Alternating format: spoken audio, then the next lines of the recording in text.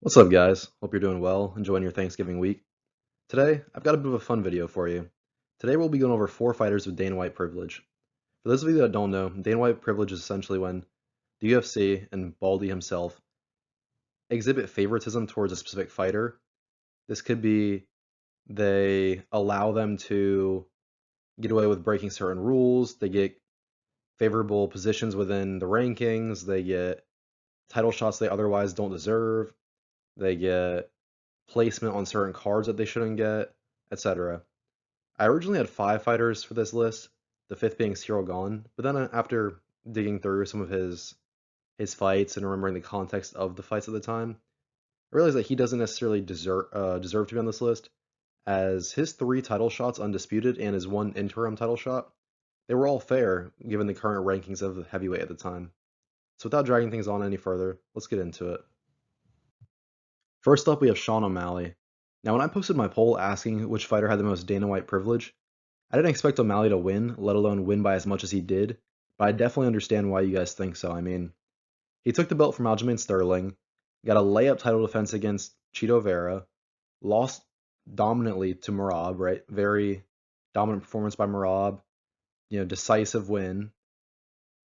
From there, got an immediate title rematch against Merab. Nobody else in the UFC is getting dominated by Merab and then getting an immediate title rematch.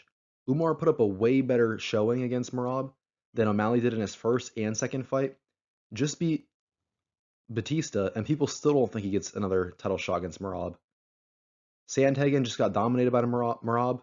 There's no chance he gets an immediate rematch. I mean, clearly Dana White and the UFC do show a bit of favoritism towards Sugar Sean.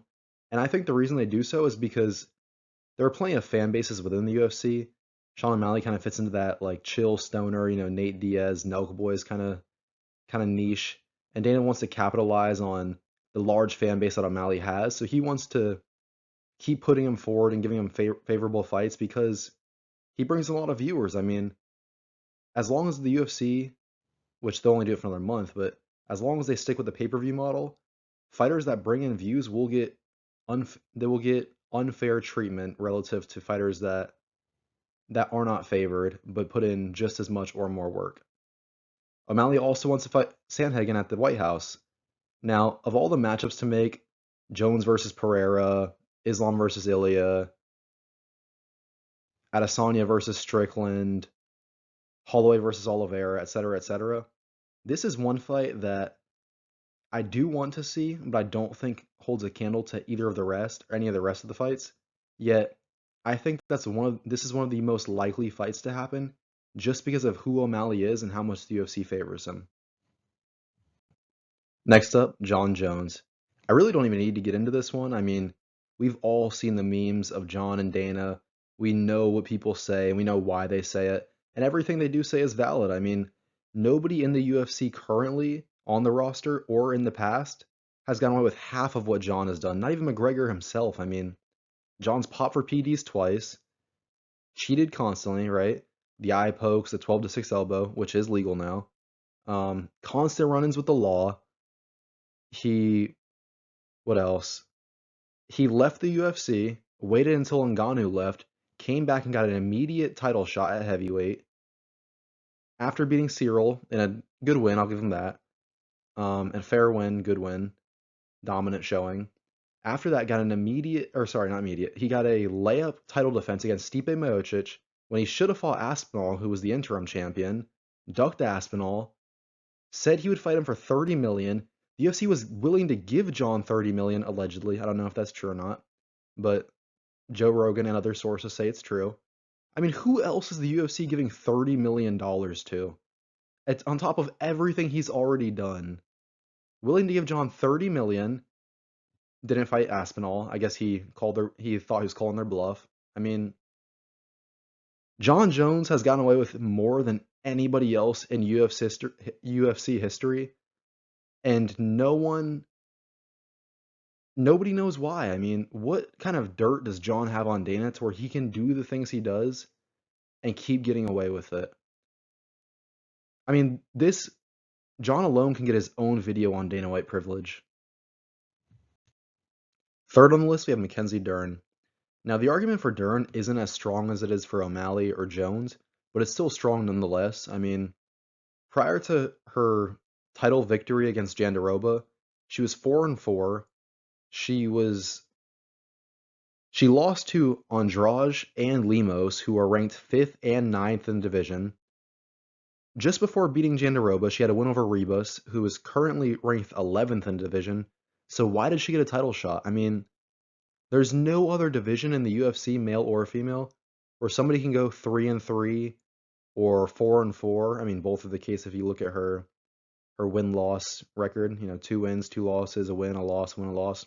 Nobody else is going 3-3, 4-4, and getting a title shot, especially when you lost to the ranked fifth and ninth fighter, and your most recent win is over the 11th ranked fighter. I mean, think about like Arman Sarukian. Imagine if Arman lost to Gamrot and say who would be ninth right now, like Fiziev had a win over Moicano or Chandler. I mean, you're not giving him the title shot against Ilya. How does Dern get a title shot?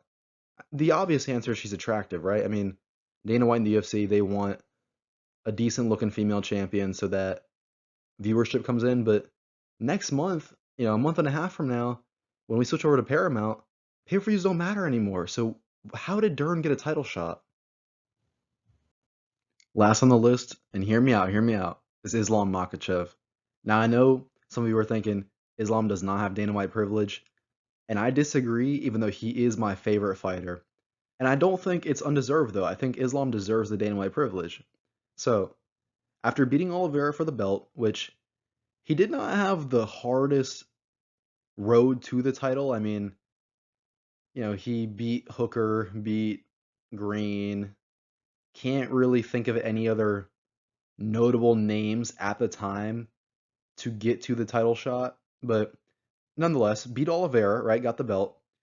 Got a fight against Volkanovski, the featherweight champion and ranked first pound for pound fighter in the world. Beat him, right? Beat Volkanovski again. Fought Poirier, fought Moicano. Saved UFC 311 after Arman pulled out. From there, okay, once Islam saved a few pay-per-views, Oliveira pulled out against him in their rematch, whatever, Volk stepped up for the second Volk Islam fight. Arman pulled out in 311. Islam fought Moicano on short notice. Islam has saved 2 pay-per-views now, at least.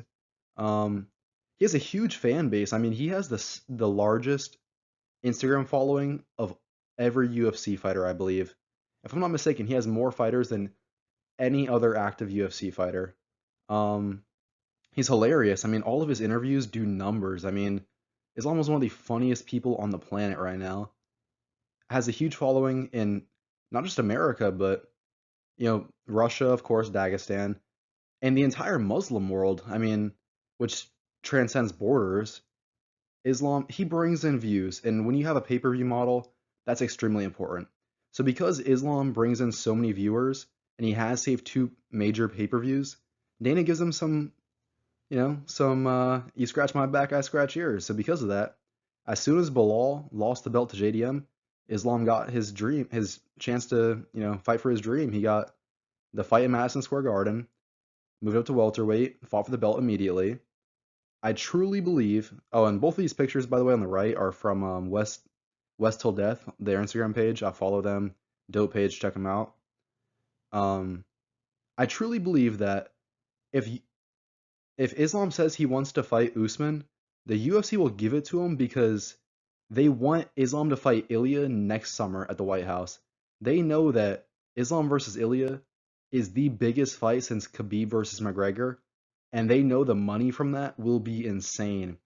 The ad revenue, the sponsorship money, the pay-per-view model will be gone, so I don't know how else they get money, but it will be one of the most watched sports events in the world. I mean, everybody in Georgia, everybody in the United States, everybody, every Muslim will watch that fight.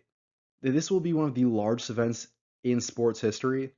And to make sure that it happens, the UFC wants to give Islam and Ilya, favorable matchups. They want to keep them happy. They want to give them guys that they know that they'll beat just so they can stay healthy for the White House card. And I have no issue with that. I mean, Islam's an entertaining fighter. Like I said, he's my favorite fighter.